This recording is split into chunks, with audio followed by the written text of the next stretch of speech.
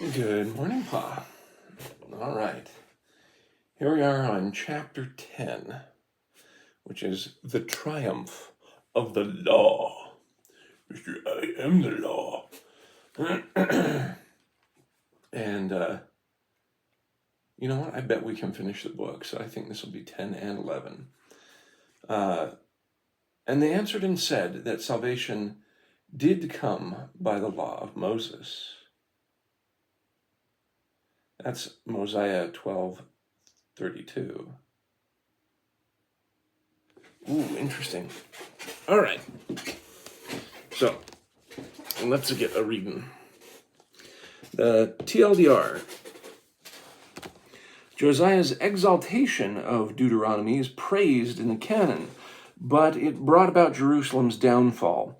Unlike any other prophets, Lehi was prepared to carry off the plates and reseed a new covenant in the Americas.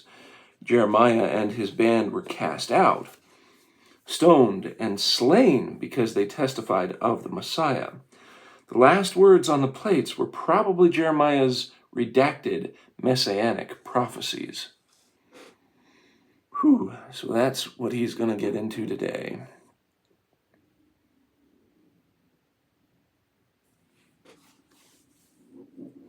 Wait a minute, I thought they said that salvation did not come by the law of Moses. Let me check that out. That's an interesting quote. All right, let me check that. Mosiah 12:32. Go to one of these. Let's go to Scriptures, Book of Mormon, Mosiah 12:32.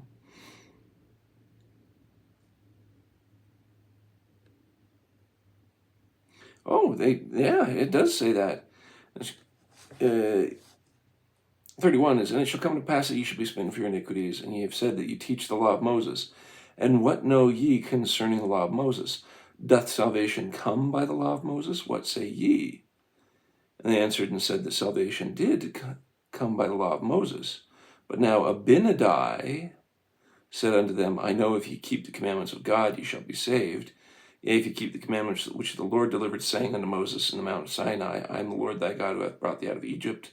Thou shalt have no... Oh, and that's when he starts going into the 10 Commandments. Oh, interesting. So that was the quote of the wicked priests of King Noah and King Noah, saying that, the law of Moses is what saves people. And Abinadi's were like, yeah, if you keep his commandments. But how is it that you don't understand this? Oh, wow. Wow, these scriptures make a lot more sense now. All right, let's start reading what good old Jonah Barnes has to say. All right, Lehi's plates contained extensive writings from an apocryphal Genesis, a fuller variant. So he's recapping.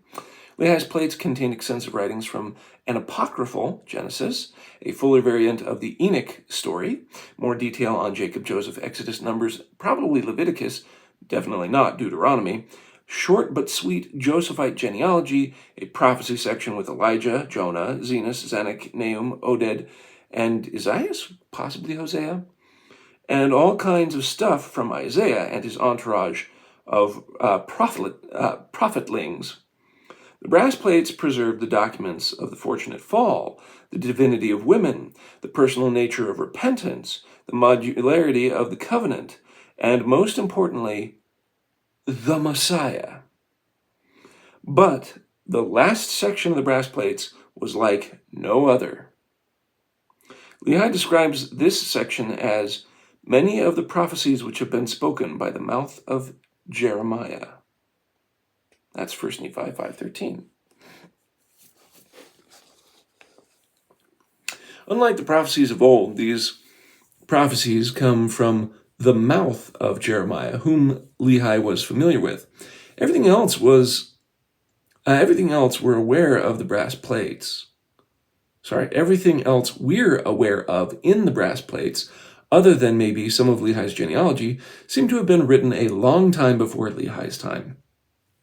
Lehi would have read about Adam and Enoch and Elijah and Isaiah, but he would have heard Jeremiah. This makes the inclusion of Jeremiah's prophecies doubly significant, since they had concurrent political ramifications. Basically, the people of Jeremiah was preaching against were literally alive and throwing rocks at Lehi.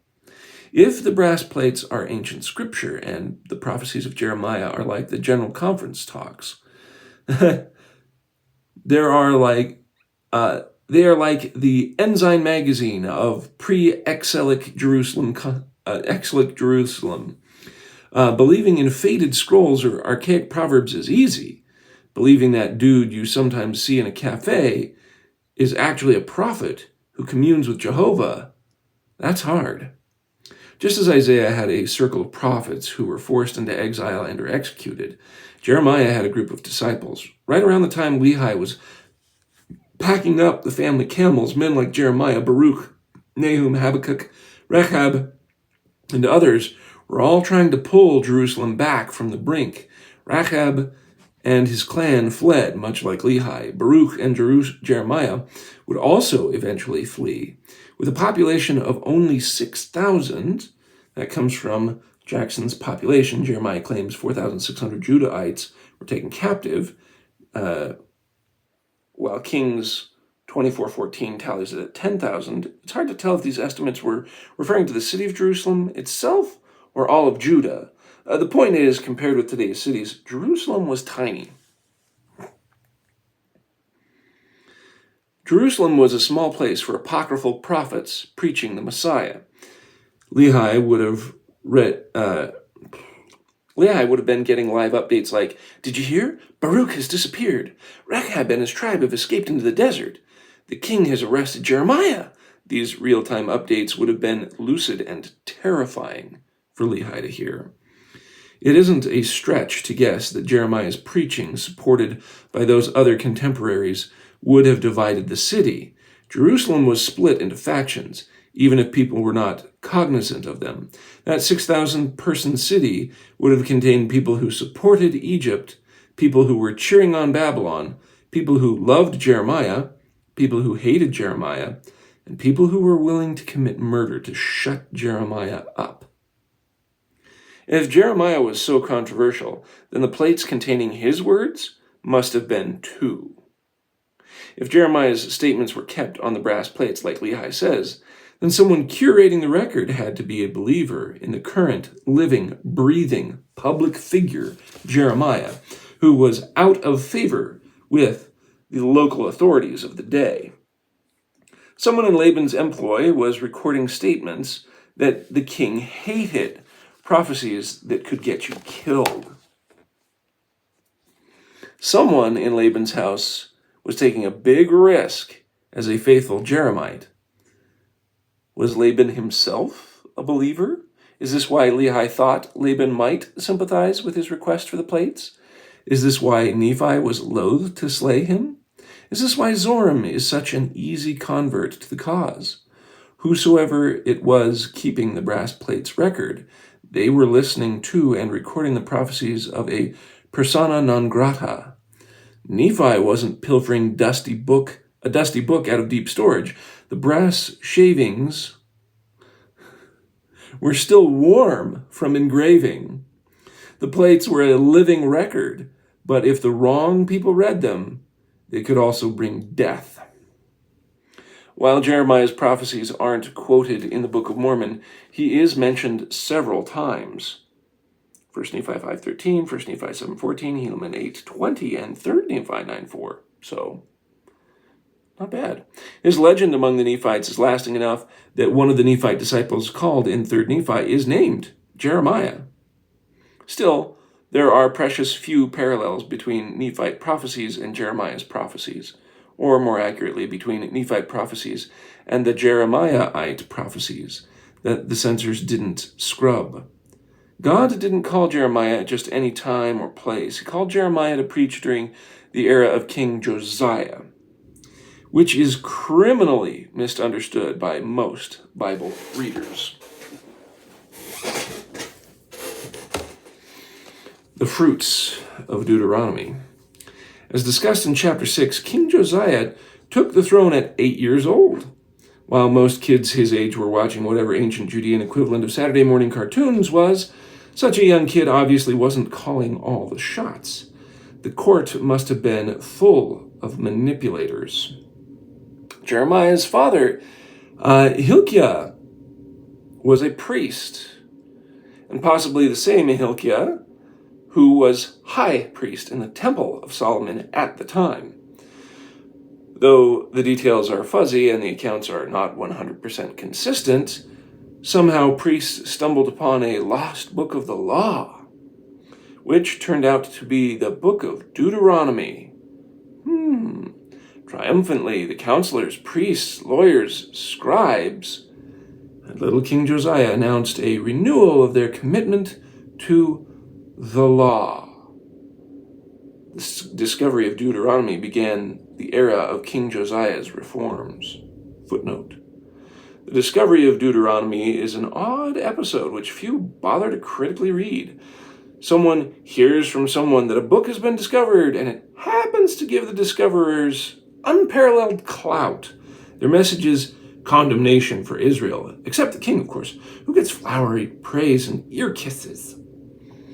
This is the pivotal moment of the Old Testament when everything is subordinated below Deuteronomy because of this episode. In a word, it's sus. 'Tis quite sus indeed. And for those of you who are old enough to not know what sus is, it's a shorthand for suspicious. This was brought into our lexicon because there was a game that was about aliens, and everyone took a character, and one person would be that alien betrayer who would kill the other crew members on the team.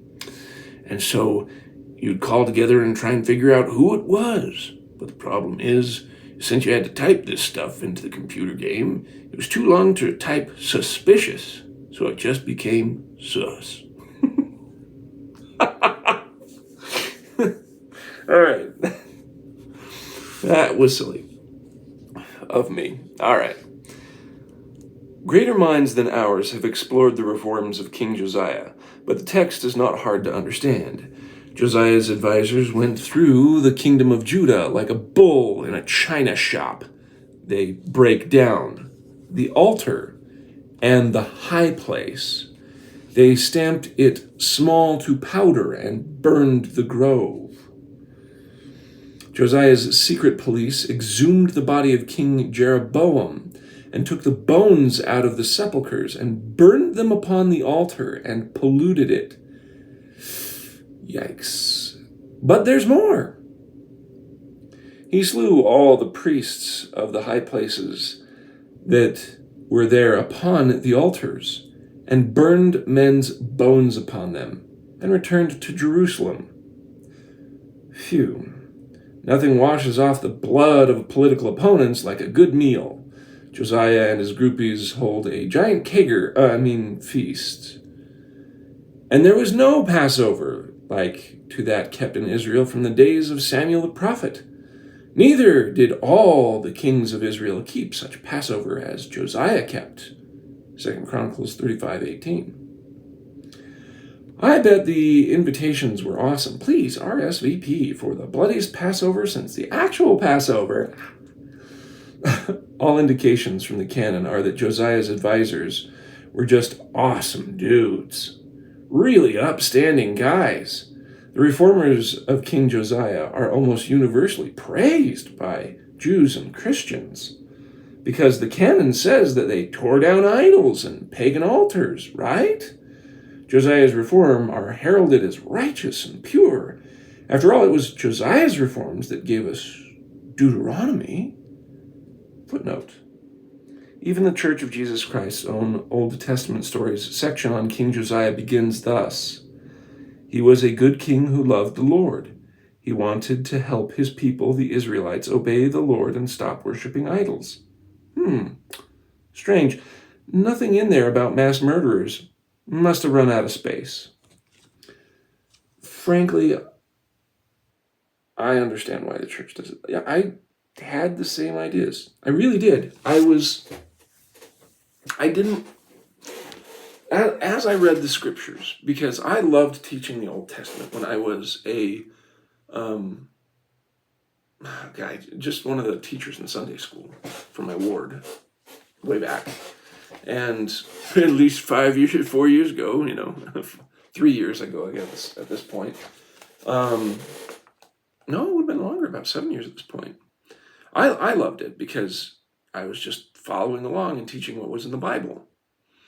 And of course, it was like, wicked king, good king, wicked king, good king, which I learned from seminary, because that's how it's described in the Bible.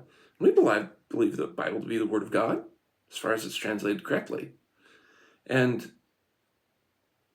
I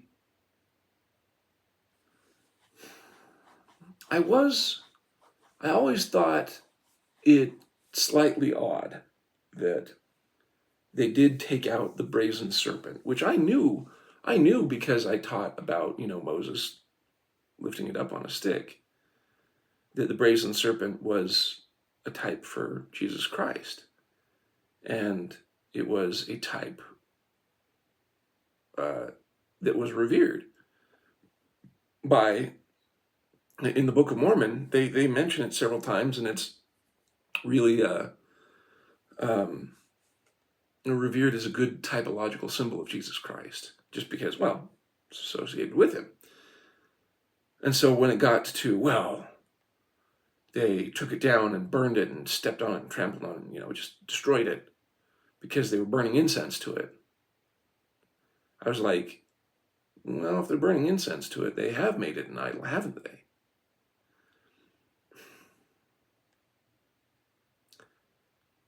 I never learned to read between the lines. And that's a good question, is why didn't we learn to read between the lines? Why did we just, we just assumed that the Bible was all good. Like the Book of Mormon's all good. But it's funny, I actually read more critically between the lines about the Book of Mormon than I did the Bible. Because to me, I was always trying to find out the motivations. But because Nephi and his family were in these narratives, I was always trying to figure out, how did these people go wrong? How did that happen? Okay, if Nephi's the one writing this, why is he writing it like he is? So I was connecting dots. I was trying to sit here and go, Leman Lemuel probably just, didn't get it. And they just wanted to keep to tradition. And so I was on the verge of being able to receive more things about, did you ever think maybe that they were actually supporters of the Deuteronomistic reforms? I was like, I had no clue. The reason I didn't have this lens, no, I had the ability and I was using it. The only problem is I didn't have the information. The information I don't have, because I'm not some giant, great, awesome biblical scholar, is the concept that, wait a minute, guys, this Deuteronomistic reform is something that everyone just goes, well, yeah, you didn't know? Yeah, totally. Deuteronomy was just inserted, and you can tell that these things are chopped up through these literary things, because I've never studied it. I've never had that information. And without studying it and without having that information, critically looking back at, wait, they're doing what? And this is where Deuteronomy came from? Wait a minute, this is an overthrow of the original stuff. No wonder Lehi had to leave. Nothing could have fallen into place because the information wasn't there. I think the people who put together all this stuff, the bureaucratic area of the Church of Jesus Christ of Latter-day Saints, they're like me. They were like me. Oh, hey, Josiah is a really good guy. He was really trying to make sure that people weren't idol worshiping. And by this time, they had taken the symbol of Christ and they had turned it into an idol. It said so in the Bible. And so I thought, when he was talking about the groves being cut down, I thought the groves he was referring to were like fertility party stuff. and orgies, and I thought they were places for people to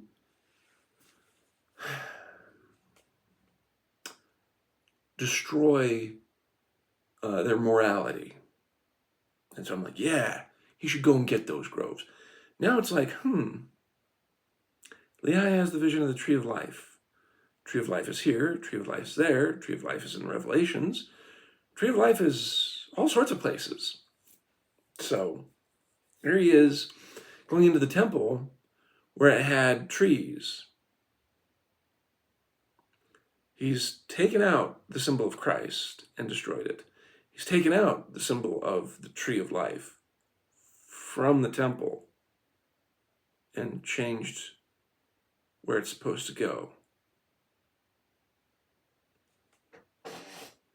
You think that maybe this is a bit much?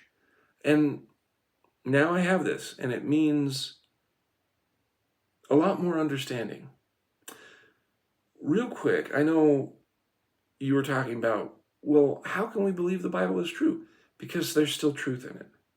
You just need to be able to understand the history. And if you didn't have the information, you didn't have the information. It's understandable.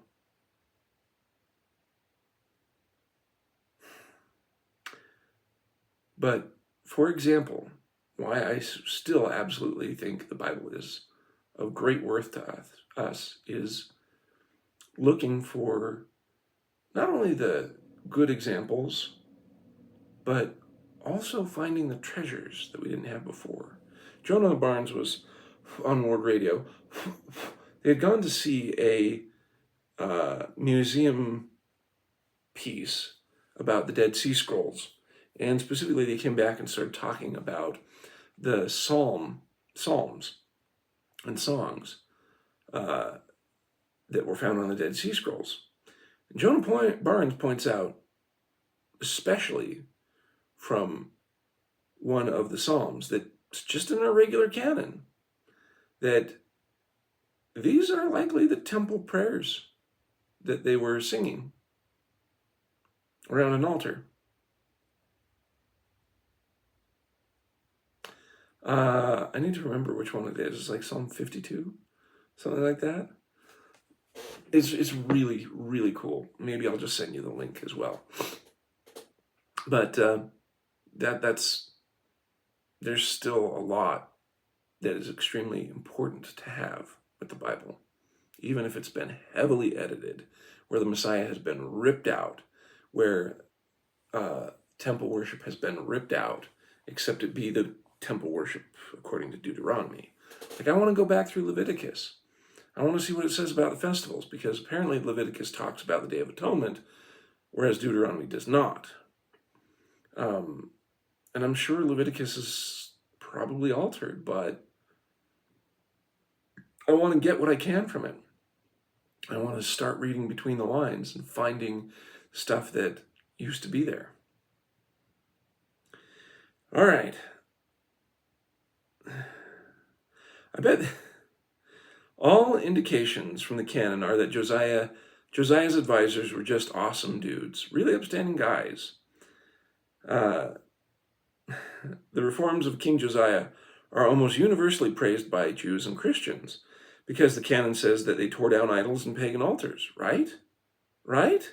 Josiah's reformers are heralded as righteous and pure. After all, it was Josiah's reforms that gave us Deuteronomy. If anyone is unsure about the justification for Josiah's reforms, they need only to look at the results. Right as Josiah and his cronies were patting themselves on the back, the Lord calls Jeremiah the prophet as a teenager to preach repentance to the people. The book of Jeremiah kicks off just as King Josiah's son takes the throne. According to 2 Chronicles 34:3, Josiah kicked off his most aggressive reforms in the 12th year of his reign, or 629 BC. It is literally the next year that God calls Jeremiah to preach. When the Lord commissions Jeremiah, notice the imagery rooting out the bad olive tree and planting a new covenant. Quote, "See, I have this day set thee over the nations and over the kingdoms to root out and pull down and to destroy and to throw down, to build and to plant." Jeremiah 1:10. The ink is still wet on the decrees from Josiah's counselors and reformers. The bones are still warm, and the Lord has to call a prophet to fix things. Furthermore, the Lord doesn't appear to Hilkiah, the high priest, who helped initiate these reforms. No, Hilkiah gets skipped over completely. That's not a sterling endorsement of the guy who just spearheaded the national religious overhaul. Instead, the Lord chooses to speak to Hilkiah's teenage son, Jeremiah. Footnote, or possibly the son of another priest entirely. But, quote, "Be not dismayed at their faces, lest I confound thee before them. For behold, I have made thee this day a defenced city, an iron pillar, and a brazen walls against the whole land, against the kings of Judah, against the princes thereof, against the priests thereof, and against the people of the land. And they shall fight against thee, but they shall not prevail against thee. For I am with thee, saith the Lord, to deliver thee." Jeremiah 1:17. The Lord doesn't sound too happy. The Lord isn't calling Jeremiah to celebrate and shout, "All is well." Jehovah says, "I will utter judgments against them, touching all their wickedness who have forsaken me." The traditional canon is simply tickled that Josiah torn down the altars and set up Deuteronomy. The canon loves the canon. It's like Hollywood filmmakers' movies about brave Hollywood filmmakers, or government bureaucrats naming buildings after other government bureaucrats. Yet nowhere in the Old Testament does it say Josiah or his colleagues breathed a word about the Messiah. We know from the brass plates in the Book of Mormon that the Messiah should have been everywhere, but it wasn't. Instead, Josiah and his priests retroactively inserted more law, specifically Deuteronomy, a book that was not in the Josephite brass plates.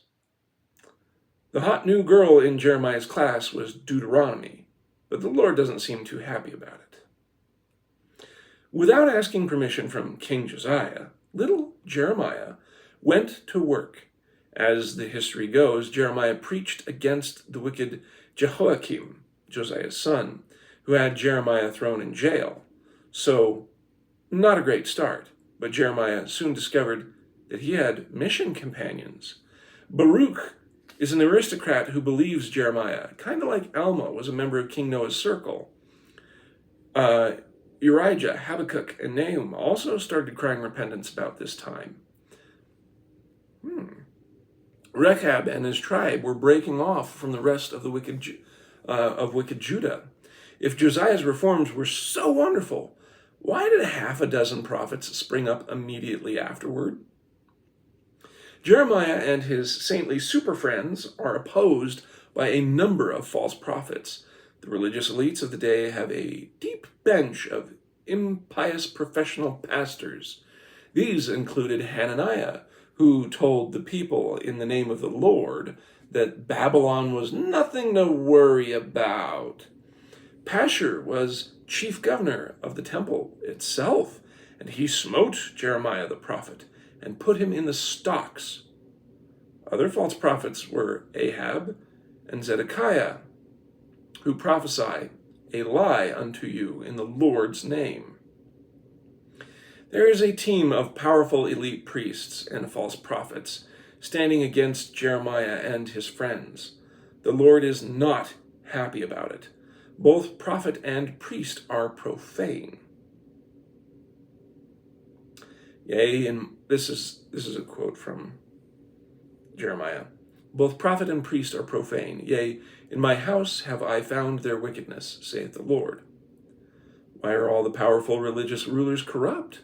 What is the lie that they were prophesying falsely in the Lord's name?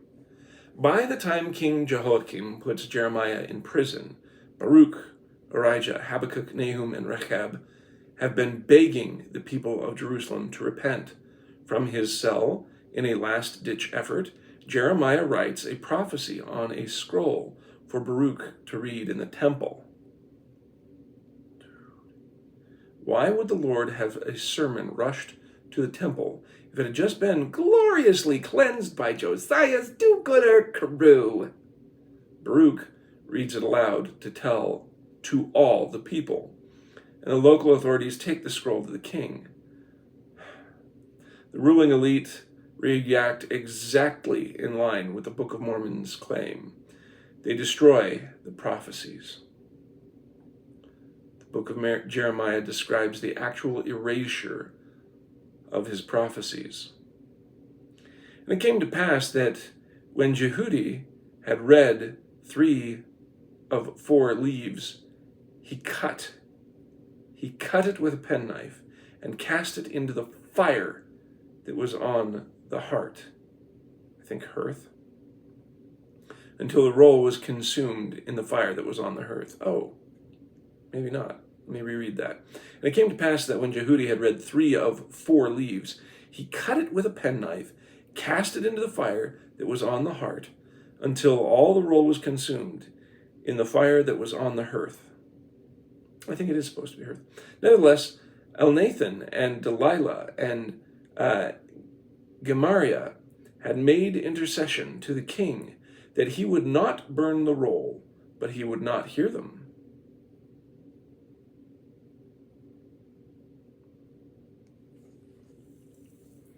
After years of censoring the prophets and removing all evidence of the Messiah, now the rulers are resorting to pure, naked destruction. King Jehoiakim has imprisoned Jeremiah. Now he chases out Baruch and executes Urijah. From the palace to the temple, Judah is ruled by murderous devils. When the king burns Jeremiah's revelations, it changes everything. The Lord's response is resolve. I will punish him and his seed and his servants for their iniquity, and I will bring upon them and upon the inhabitants of Jerusalem and upon the men of Judah all the evil that I have pronounced against them, but they hearkened not. Jeremiah 36:31. The chance for repenting was over. Destruction was on the way. For years the Lord pleaded for change. Prophets scraped and wept over Jerusalem. Jeremiah said, "Amend your ways." But those days were over now. The storm was already gathering in the east. The city was ripe. The die was cast. An evil omen looms. At this point, the characters in the story are shuffled. Just as the Lord resolves that Jerusalem is beyond repair, the evil king dies, and Zedekiah takes over. A century later, the Jewish leaders returning from Babylon will try to explain how everything went so miserably wrong. They'll try to convince the people to trust them again. Their solution will be to rewrite the story with them at center stage, cast as the heroes. Any talk of that anti-legal Messiah or the temple or Gentiles would be scraped out. The real star will be the law, the book of Deuteronomy. Josiah will be recast as the hero because he built a great tower of ink and paper to reach the heavens.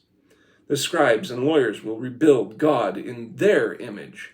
Who needs a temple when you have the schoolroom? Who needs a Messiah when you have a book? Today, most readers praise Josiah and his new Judaism. After all, the Bible tells us that Josiah is praiseworthy, and according to the canon is perfect. Footnote. The LDS Bible Dictionary has an entry on Josiah saying that his reforms led to the centralizing of all sacrificial worship at Jerusalem and the abolition of local idolatrous sanctuaries or high places. That centralization is completely contrary to the message of the Book of Mormon, where Israelites build a temple on a totally separate continent. Also, see John D. Butler's work on what's happening inside the idolatrous sanctuaries in his book, In the Language of Adam. But the fruit of Josiah's reforms is disaster. The offspring of Deuteronomy is cataclysm. This isn't a hard connection to see. The whole drama unfolded from around 640 BC to 589 BC. The span of some 50 years. That's less than the average hold duration on a customer service call with Comcast.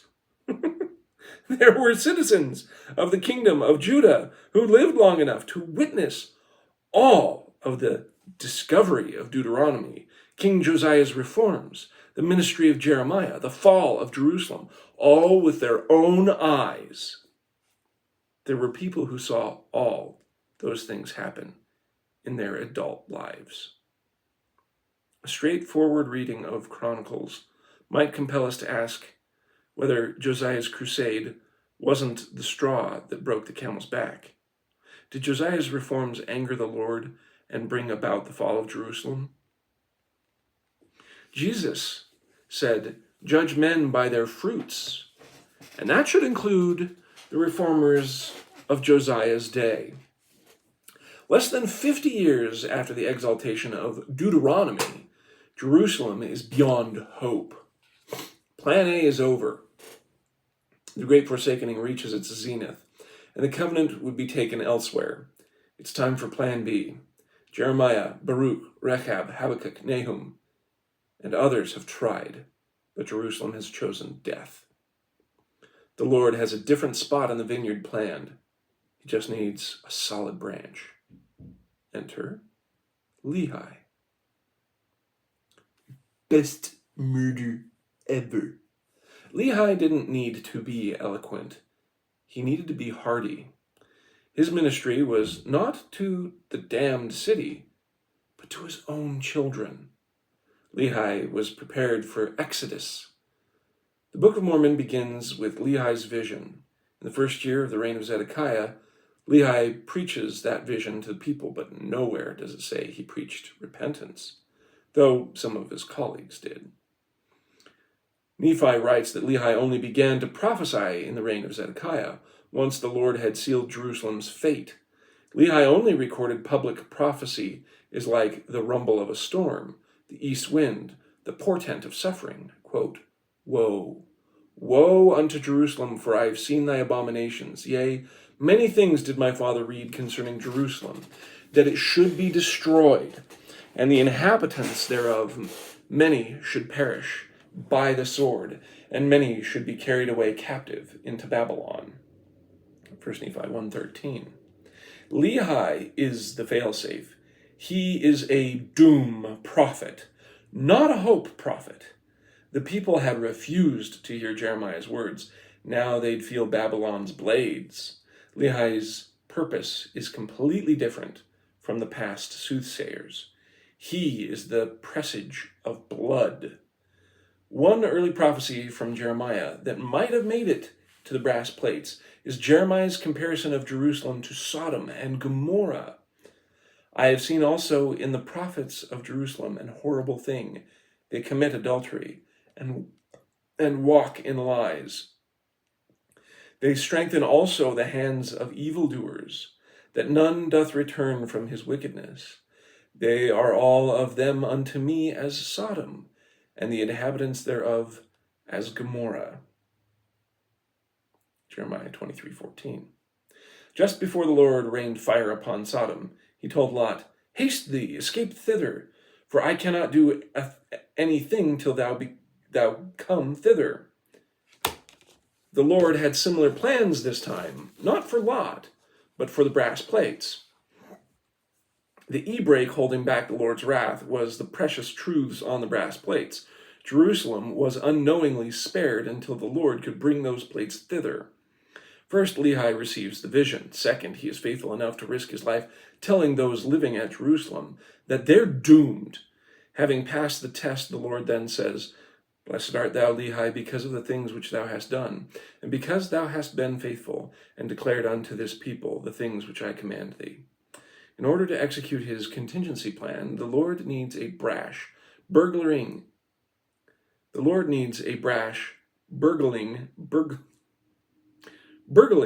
of the brass plates. Lehi can't just walk next door and steal the plates, or he'd be arrested the next morning.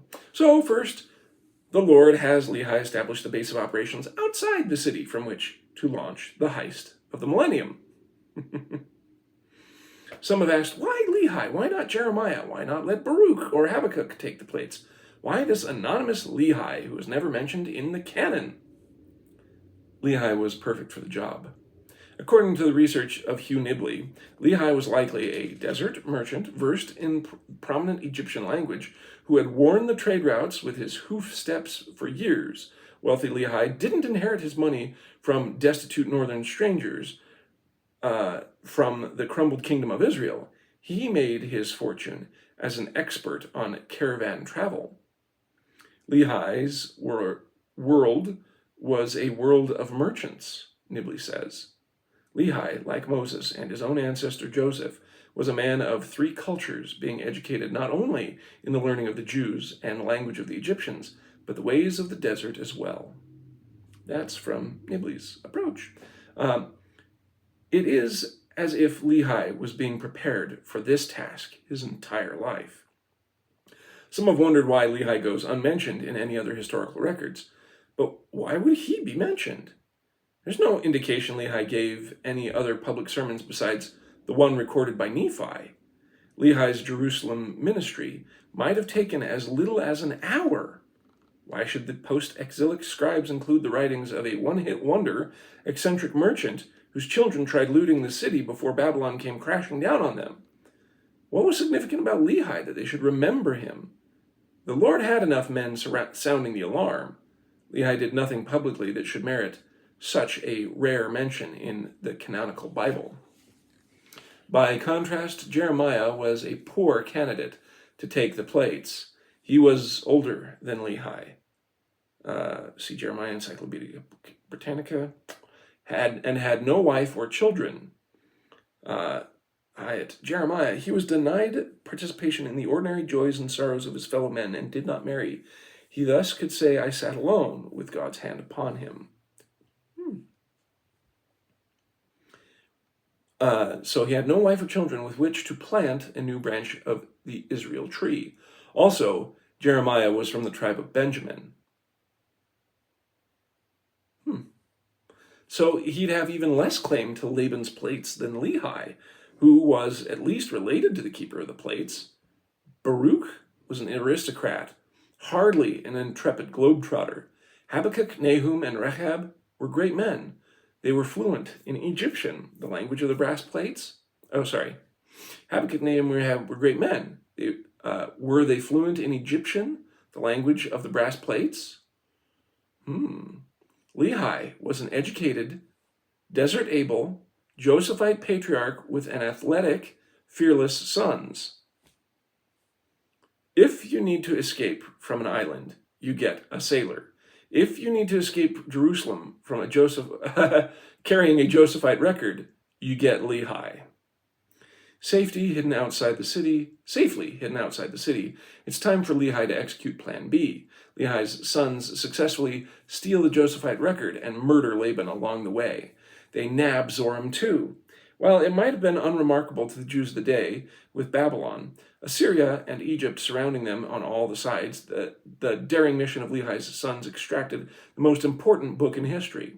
Once the plates had been rushed away from Jerusalem like a child carried from a burning building, the destruction could descend. Little did Jerusalem know that Lot had just left Sodom. The fullness of the gospel preached since Adam was rescued from the flames. The temple could be desecrated, the ark stolen, the throne of David toppled, but the holy words of the prophets had to survive.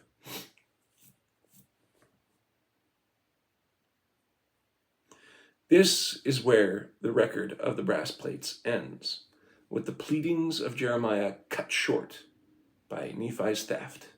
But before the record abruptly stopped, there was one last Jeremiahite prophecy that some brave engraver would have included. Jeremiah's last words. Lehi made it out alive, but what about the rest? Neither the Book of Mormon nor the Bible tells what happened to the marooned prophets. To learn their fate, we must look to the Apocrypha. It's fascinating how the Bible ends the narrative in the middle.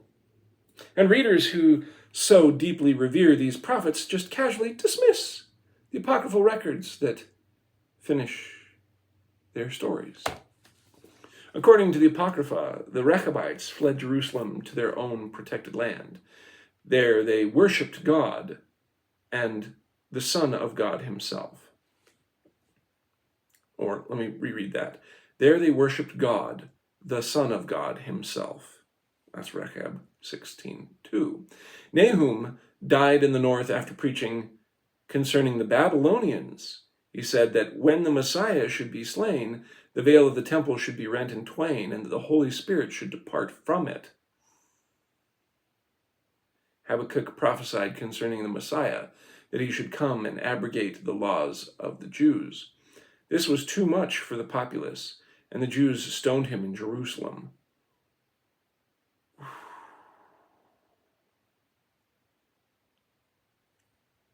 Baruch fled to Egypt, perhaps with the king's family and a little prince nicknamed Mulek.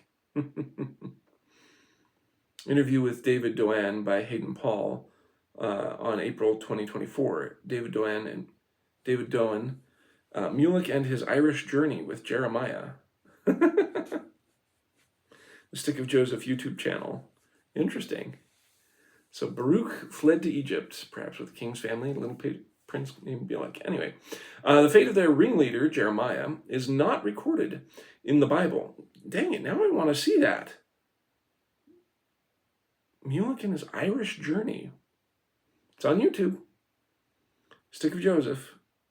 So David Doan, Mulek and his Irish journey with Jeremiah. If you want to see it on YouTube, just look it up. So maybe he went to Ireland, but then made it to the U.S., or at least the land of promise over here. Anyway. The fate of their ringleader, Jeremiah, is not recorded in the Bible for reasons that should be obvious by now. The rejected record tells that after witnessing the destruction of the holy city, Jeremiah fled to Egypt with a band of followers. Although they were faithful to what they thought was true Judaism, they couldn't stand Jeremiah's talk about the Messiah. He said some things that crossed the line, because Jeremiah dared to preach the corporeal nature of the Son of God. The Paralipomene Jeremiah describes the result.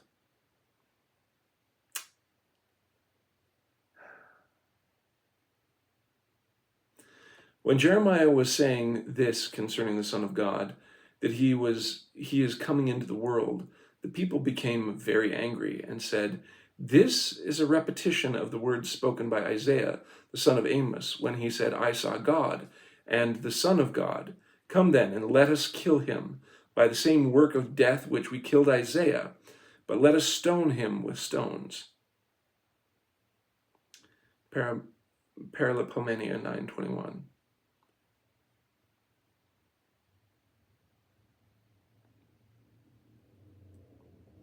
I saw God and the Son of God. Though this information is completely missing from the Old Testament, here Jeremiah says he saw God and the Son of God.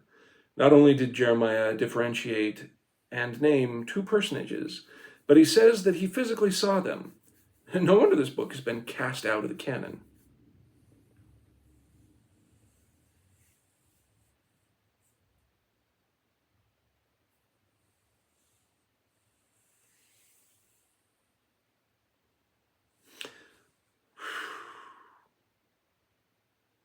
That's interesting. So, if they were following Jeremiah, but then it's like too much. I mean, what was it that just... Did the culture get into everybody that you have God and you have the Son of God? And that's just, nope. There's one God, sure. Maybe he'll come down, fine. I don't know. That's just, wow. The absolute rejection of that until the New Testament. It's just, wow. What changed them?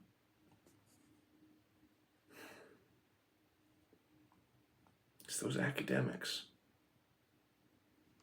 It's the source of our problems here. These guys just get ridiculed and stuff, but then they teach enough kids in college. It's, yet at the same time, cracking down on what gets taught can be a recipe for totalitarians. That is just way tough and way wrong. It's a hard choice. It's the Achilles heel of the whole plan, frankly. And I think Satan knows it. And I think he takes full advantage of it. I think he's just sitting there going, yeah. You really believe in agency, huh? Well, real agency means that everyone gets a choice to hear what they want and how they want it. And I'm going to take advantage of that because you're an idiot, God. You didn't just save everyone like I said we should, and I'm the one who should get the glory. And so I'm just going to show you how stupid your plan is. I'm going to take what you made, this whole idea of, oh yeah, you have to have free thought, you have to have opposition on all things. Well, I'm going to take that opposition. I'm going to run with it. I'm going to grow the people that are in it, and then I'm going to have them take over, and then I'll do what you wouldn't do. I'm going to do what you wouldn't do. I'm going to cross the line. I'm going to say, yeah, as soon as I'm in power, now that I have enough people behind me, I'm going to stop people from talking. I'm going to make them censor themselves because it's politically incorrect, because you could get canceled, or because, you know what? Maybe if we had a little bit more sword and a little more blood, we could take them on too. We could take it on like Jeremiah. We could take it on like Isaiah. Let's just make sure that I take what you gave and show you how wrong you are. That's what's so insidious about the influence of Satan. To me, that's how I envision him, is that he takes everything that God has given and he is going to show how stupid it is by just trying to run people in and twist the knife and say, see, I told you so. Take what is good and twist it so that way it's like, oh, you won't do what because it's a no-win situation. If you leave freedom of choice open and freedom of speech open, then that means that people will say very stupid and bad things and get followers. That's why there's still flat earthers around. That is a very mild example. But in the end, it's like, dude, it's so obvious that it's really not, but they're still, still around.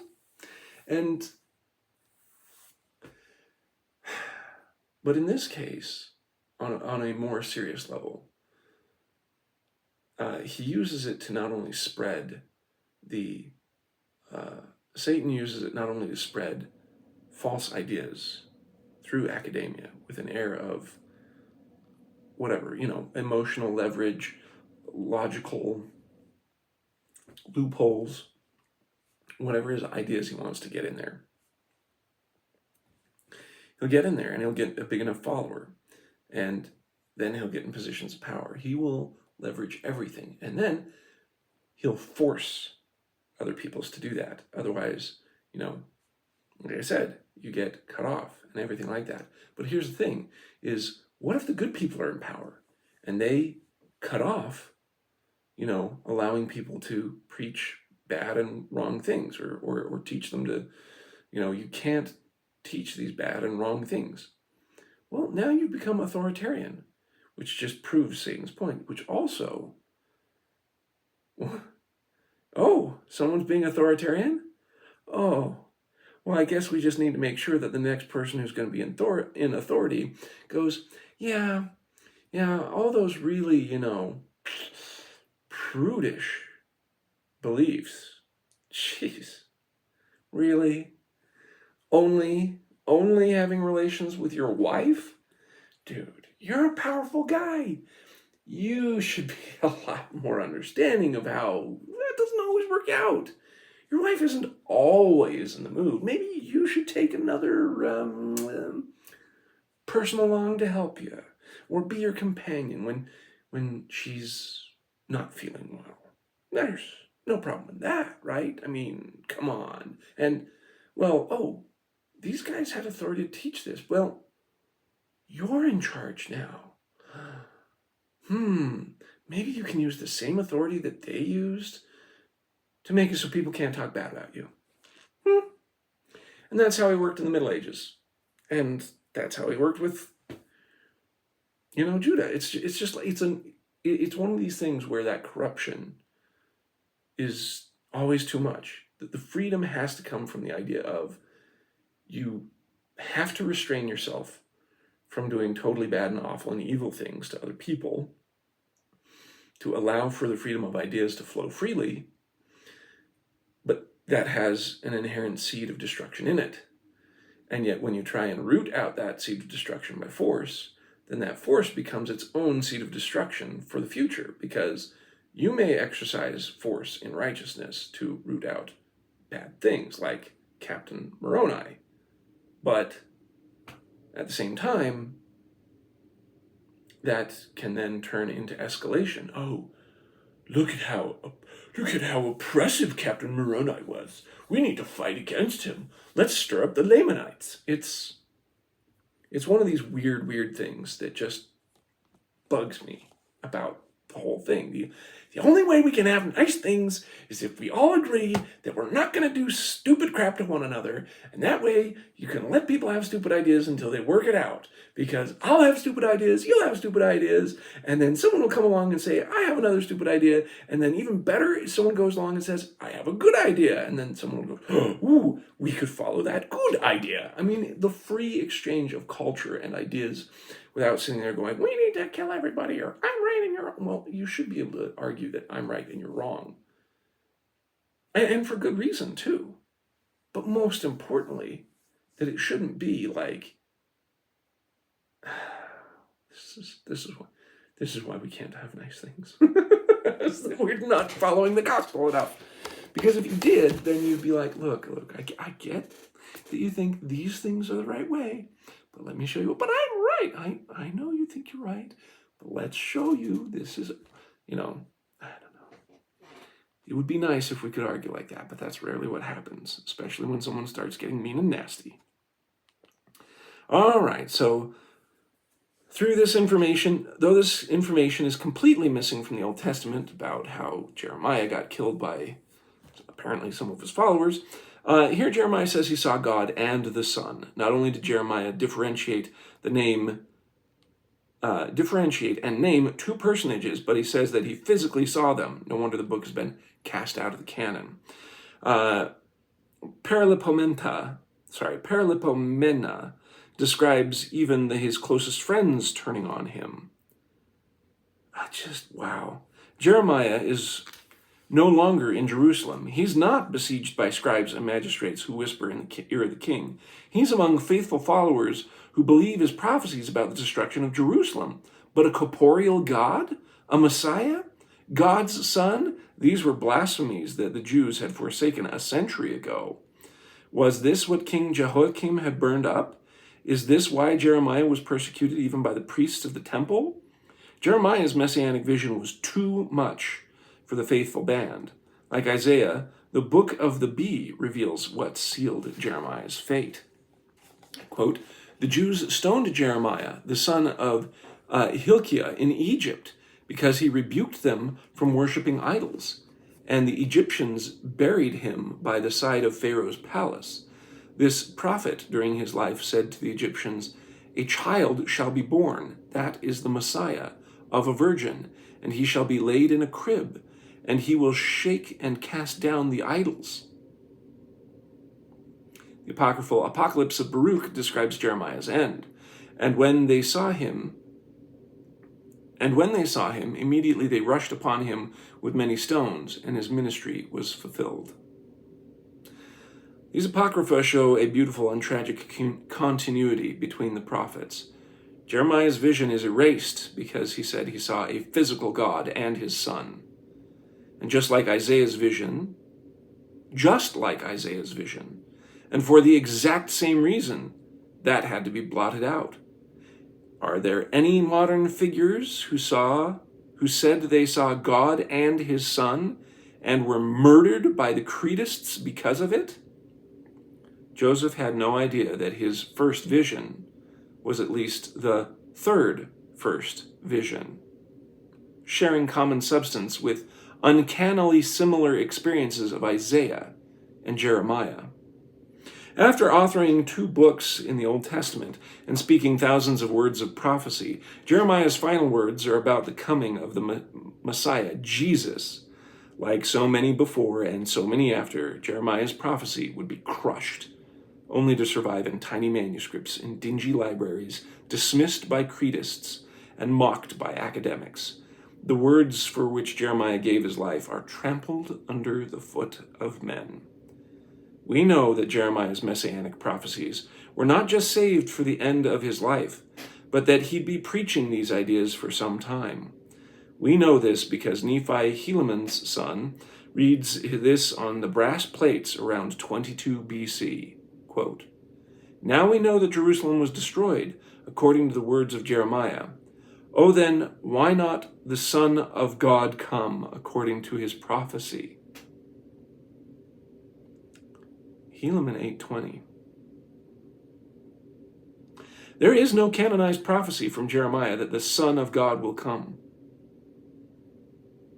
Nephi is referring to a redacted prophecy that the Deuteronomists censored, but the brass plates kept. Before the rediscovery of the Apocrypha, this statement by Nephi, Helaman's son, would have been a glaring error. More proof that Joseph Smith Jr. was a fraud. Now it seems Nephi's callback to Jeremiah is only one more proof that Joseph was a prophet and the Bible has been tampered with. As Abinadi and Jacob tell us, all the prophets testify of the Messiah. That's Jacob 4:4 and Mosiah 13:33. And Jeremiah should be no exception. The replacement of Jesus with the law is exactly what earned Jerusalem its fate. And Jeremiah's obstinance in putting Jesus before the law earned him his. This is something Amulek understood 5 centuries later when he preached to the Zoramites. Quote, "Behold, this is the whole meaning of the law, every whit pointing to that great and last sacrifice, and that great and last sacrifice will be the Son of God." Alma 34:14. When he visited the Americas, the risen Lord untangled the Deuteronomist mess in a few words. In the old world, he would have been stoned on the spot. But with his mission fulfilled, Jesus spoke to the Nephites bluntly, "Behold, I am the law." For treason against the law, the great prophet Jeremiah was killed, just as Jeremiah was being stoned to death by his own friends. Lehi was receiving visions of the Son of God, who was taken out of the canon, the tree of life that was taken out of the temple, and of the Gentiles who were canceled by the scribes. Nephi received an angelic vision, almost identical to the one Jeremiah was martyred for. Prophets everywhere were having visions to fight against law mania. This solemn context is crucial to understanding the Lehi-son family drama. When Sariah thinks her sons have been sent to their death, she complains to her husband Lehi, for she had supposed that we had perished in the wilderness. And she also had complained against my father, telling him that he was a visionary man. As heir to the martyrdom of Isaiah, Micah, and Uriah, whose body was still warm, and the imminent martyrdom of Jeremiah, Lehi responds like a boss. "I know that I'm a visionary man." Lehi's statement carries an ashen weight. Such a statement causes saws to sharpen. Such a statement draws a battle line between the literal visionaries and the violent literaries. Literal visionaries and violent literaries. God was starting anew. Like the Son of God in a lonely manger, the unassuming plates stole away into the sands with no fanfare. The hopes of the world were hidden away with a dusty, sweaty huddle of Manasseites bent against the wind and carrying a brass time capsule that would someday become the most important book in the world. As the holy city was crumbling, a new civilization in America was being founded, pregnant with divine destiny and burdened with the only remaining vessel of fullness of the gospel.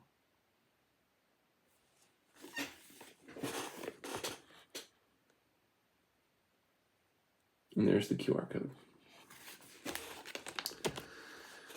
Conclusion. I have got the key. This is super short. Let's just finish it off. I know this will be a longer one, but I think it'd be worthwhile. The I have got the key quote is from Joseph Smith Jr. upon acquiring the Urim and Thummim.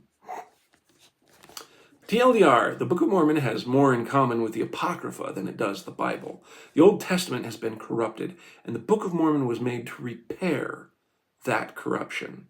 Many of the recently discovered apocryphal texts are, in fact, the further light and knowledge God promised to saints. They can be read through the lens of the restored gospel. 200 years ago, the Book of Mormon burst into the world like the Kool-Aid guy. Oh yeah! And showed complexity and profundity that scared the bow ties off academics and scribes all over the world. After a slipshod test against the traditional canon, the Book of Mormon was relegated to the dingy bin of hoaxes and forgeries. There it would find a lot of friends. In the coming years, more and more books would emerge from the sands of Egypt, or the pots of Jordan, or the libraries of Yerevan, and they would all say the same things. The Book of Mormon said, "The traditional canon has been lying to you, and the Messiah has been central since the beginning." As more apocryphal texts were zealously thrown into the rejection pile, the Book of Mormon looked at them and began to wonder, "Say, you look a lot like my dad." The father of the Book of Mormon is the brass plates, and the brass plates have a lot more in common with the corpus of newly discovered Apocrypha than they do with the Old Testament. Like Harry Potter discovering he's a wizard, the Book of Mormon can now say, "I'm Apocrypha?" From Lehi's brass plates, the Book of Mormon inherited a completely different doctrinal DNA than the Bible. The doomed prophet Lehi courageously preserved the last vestiges of the dying Messianic Israelite religion that was the target of a wicked crusade to establish the law of Moses as the savior of mankind.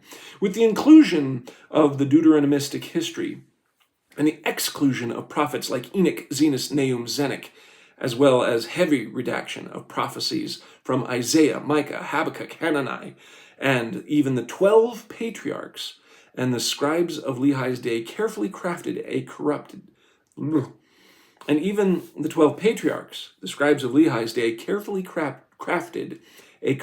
canon. But the brass plates dodged the great forsakening. The Josephite brass plates preserved the truth of God's creation, the origin of Satan, the fall of Adam, the joy of families, the role of the Messiah, the resurrection, man's duty on earth, and the principles of free agency and opposition.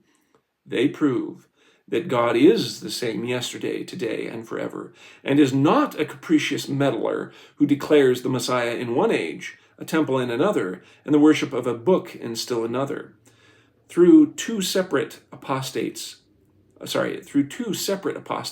across 2,427 years, the brass plates prove God is just, merciful, and consistent. The Book of Mormon looks so different from the Bible because the plates of brass never went under the penknife of scribes. Latter-day Saint scholars have spent a lot of time trying to apologize for the Book of Mormon because it doesn't fit in. They've tried to wiggle out of how non-Mosaic it appears. They've tried to find traces of Deuteronomy in the book. They've tried to play nice with the Old Testament and break the Book of Mormon out of the hoax bin, where all kinds of weird alien apocryphal books fester, like the cantina scene in Star Wars. Some LDS scholars hope that the Book of Mormon would be welcomed back to the cool kids' lunch table, and Christians would stop being afraid of it, and the lion of the Bible would lie down with the lamb of the Book of Mormon. But from its first pages, the Book of Mormon wakes up and chooses violence. Judah is corrupt. The scribes are coming. Everything is falling apart. Kill Laban. Get the book out. There is no compromising with the Christ.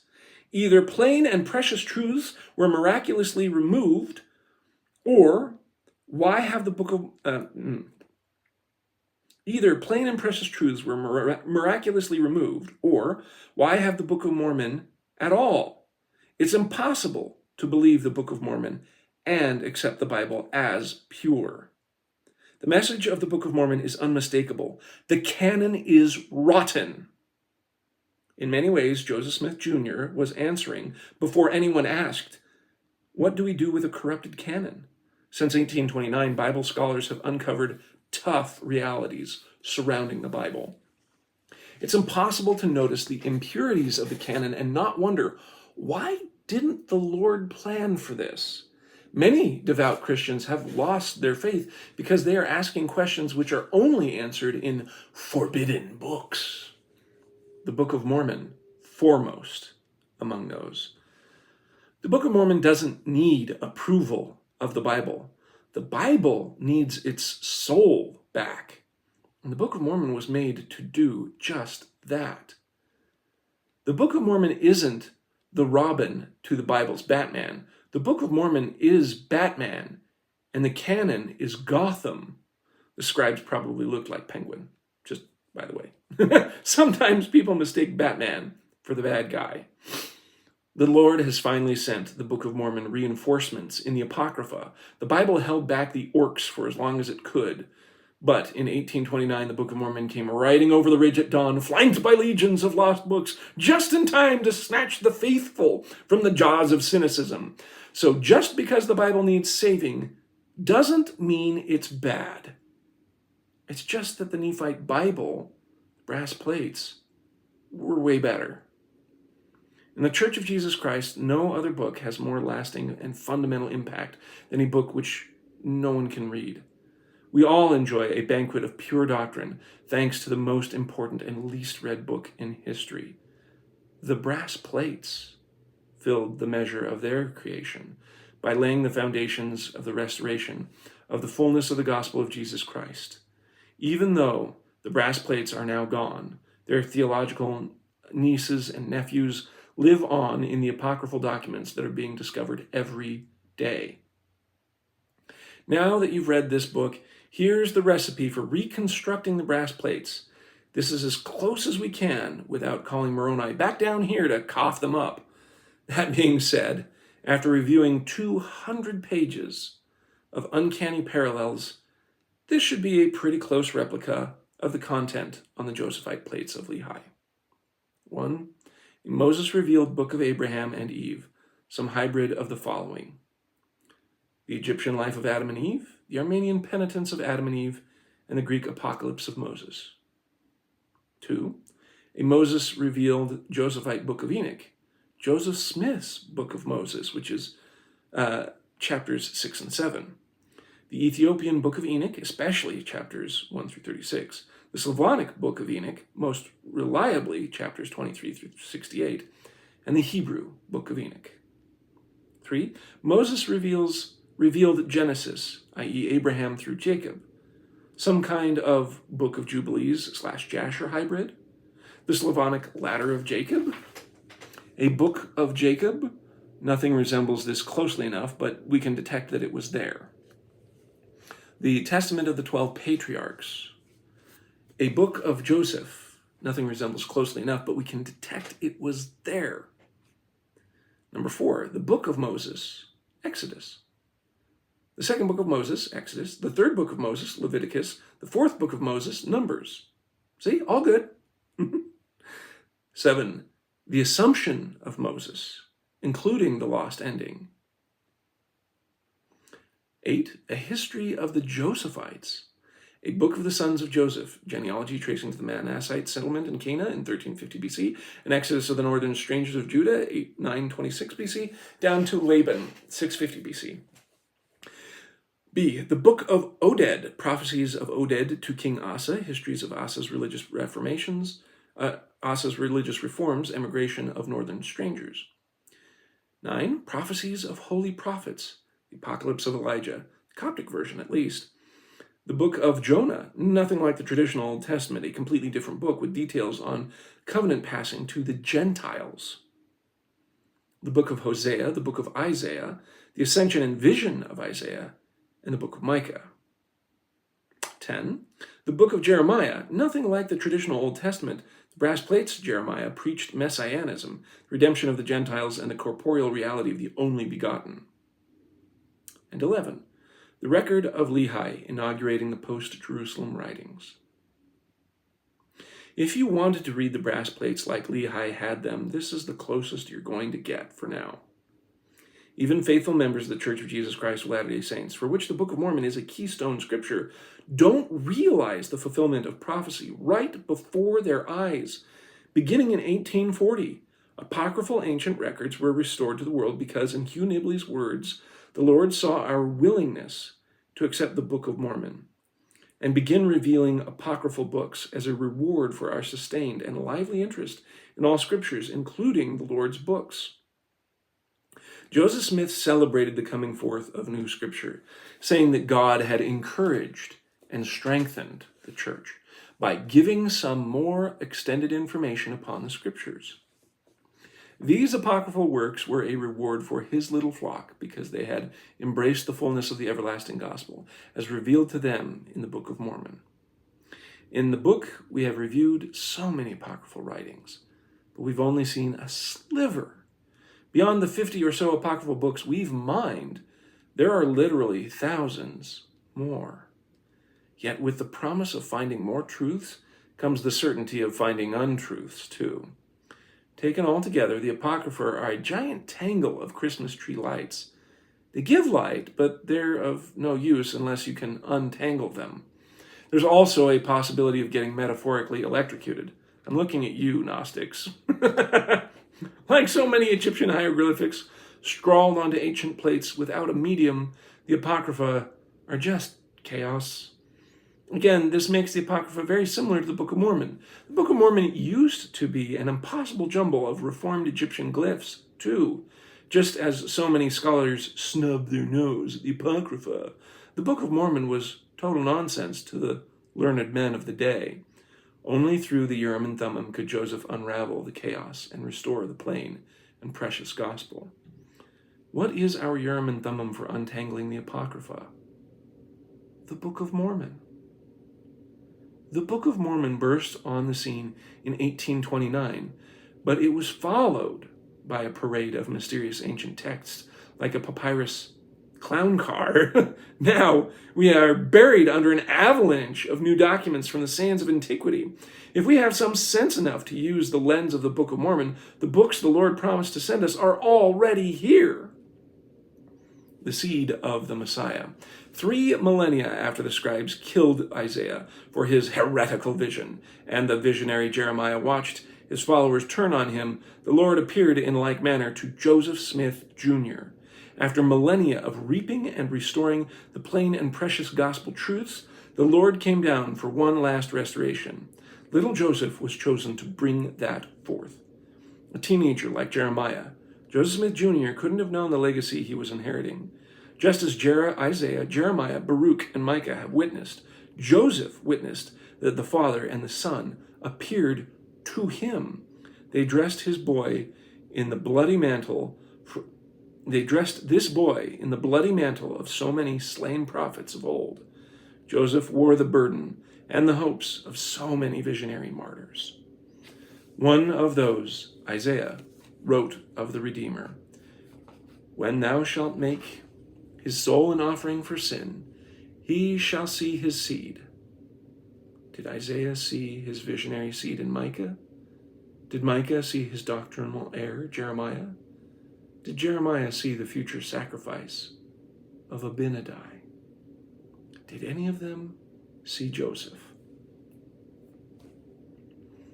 As Isaiah was being sawn in twain, or Jeremiah or Micah being stoned, or Abinadi was burning, did they see their vision and toil being carried off by Lehi?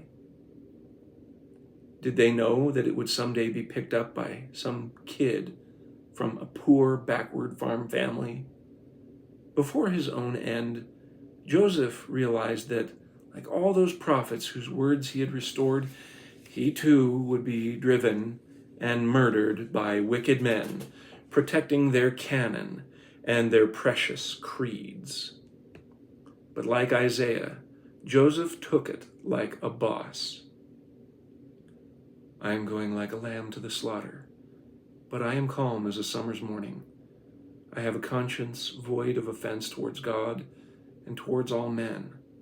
I shall die innocent, and shall yet be said of me, he was murdered in cold blood. Doctrine and Covenants 135:4. The Apocrypha didn't come in time to save Joseph, but he became the seed of those martyred messianists of old. The Apocrypha testify that the Book of Mormon is the main event, the headliner, the feature film, the main character. The long-lost witness from the dust are in agreement. The Book of Mormon is the fruit sprung from the deaths of so many brave and innocent men. So ignore the haters. They can't handle any of this evidence anyways. Don't listen to the scoffers in the great and spacious ivory towers, or the great and spacious theology faculty lounges. Read the Book of Mormon with an ear attuned for the rasping voices desperate to be heard through the ages. Read the fullness of the gospel from Adam to you, and consider the sacrifices that have brought that book to you. Listen for Enoch and Oded and Simeon and Josiah and Eve.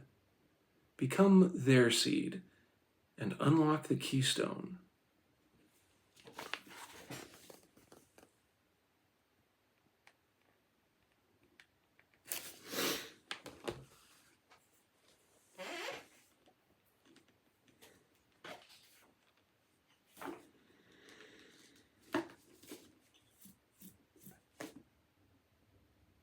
And that, my dad, is how it's done.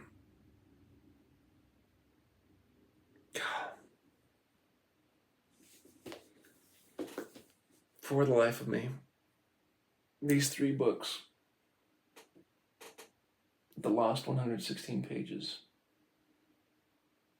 in the language of Adam, and Key to the Keystone. Jeez Louise. Wow. Wow.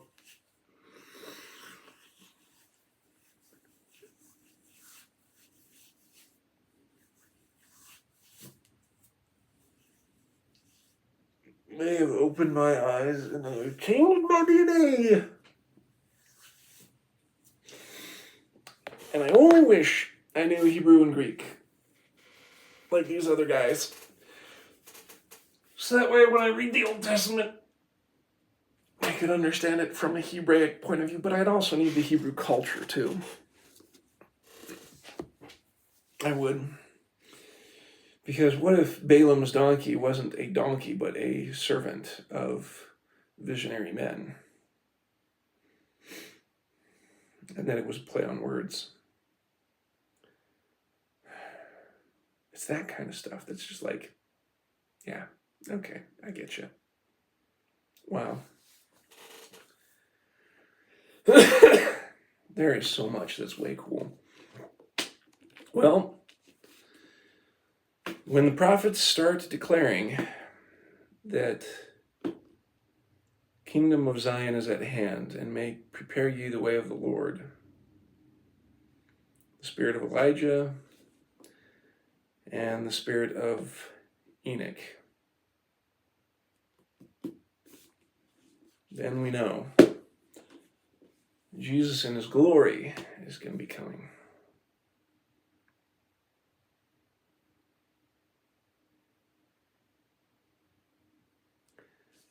Wow, there is so much I've learned. I don't know. I want to keep talking because this is so cool, but what more can be said? So, I am completed on that. Maybe I should spend my morning hour that I have been reading to you to go back and start making commentary on your different posts that you've made and try and help you that way. So, guess this is my last video for some time, and unless you can think of another book that needs reading, I know for a birthday gift I got the Once and Future King series, so maybe I should read that. Um, this is all so cool. I stand in awe of these guys and them publishing these in such short order from when I've had this window of interest opened for me and fulfilling that interest. It really is fascinating. I think it's led me this way because I knew for some time that I'm like, yeah, I'm doing good, but I need to open more channels to have better things in my life. And I knew that, well, I'm always on YouTube listening to crap. Why don't, instead of sitting there going, God, I'm listening to nothing but brain rot, I should probably, you know, get something that's good in there. And that's how I stumbled across Word Radio. It actually was because I was watching the guys from the Stick of Joseph first. And they're cool and nice, but to me, they're quite subdued. And when I found Word Radio and how they're much more fun and energetic and along the lines that I like, I was like, dude, these are my guys. And I've been sticking with them. But there's a lot of good guys out there. So, like Thoughtful Faith, like Sticky Joseph, Word Radio, they're all really good. Love you a lot, Pa. Let me know if you need me to do anything more for you. We'll see you.